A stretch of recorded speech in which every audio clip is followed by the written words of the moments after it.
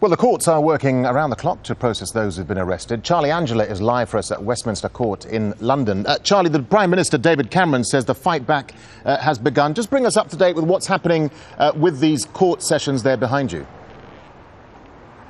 Well, I'm outside Westminster Magistrates Court, as you said, and it is the first time in this court's history that it's ever had to stay open overnight to deal with their caseload. And the caseload is considerable. 808 arrests in London alone, 251 charged, and we've just seen 2 vans full of defendants pull up. Now, they won't discuss the number of cases that they're processing here tonight. We know that they've gone through 6 so far, and they're hoping to process 50 by morning.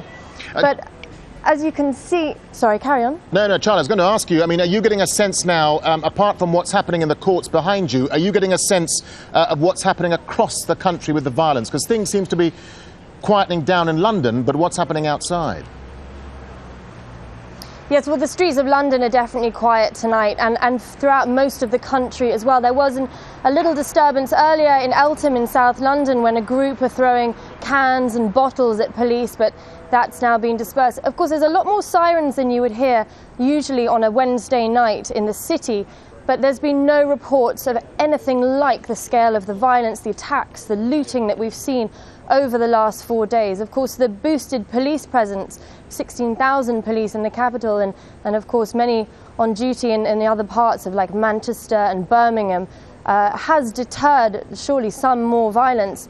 But there's also been that promise from police that they are preparing for the worst, because that's what the communities deserve. And Charlie, what about the communities themselves? I mean, what have they been doing in the aftermath of the violence and the looting?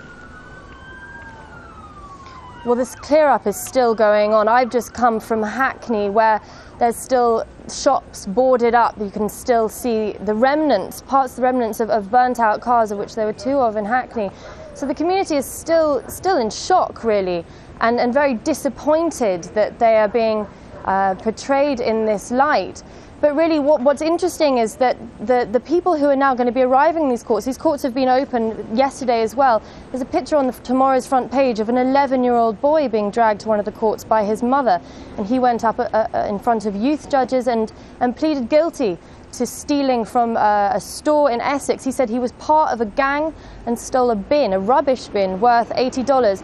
We've also seen reports of a primary school teacher who's admitted to burglary. So it's not just disaffected youth who've been involved in the violence of the last 4 days. It also seems like there's been a lot of opportunists just cashing in on the chaos. Charlie, let's just get a final thought from you. One of the main criticisms is that the police were slow to respond to the violence. Are we getting a sense now of the police tactics in dealing with the violence in the days ahead?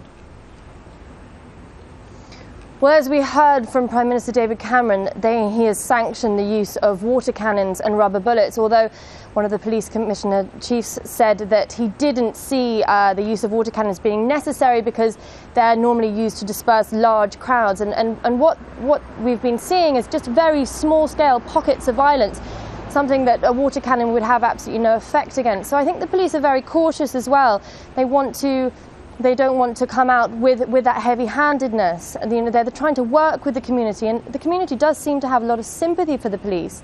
They see that they're being incredibly stretched. They're working very, very hard, and they are being patient with them, and they're trying to work together with community leaders as well. All right, Charlie Angela there in Westminster, central London. Charlie, thank you.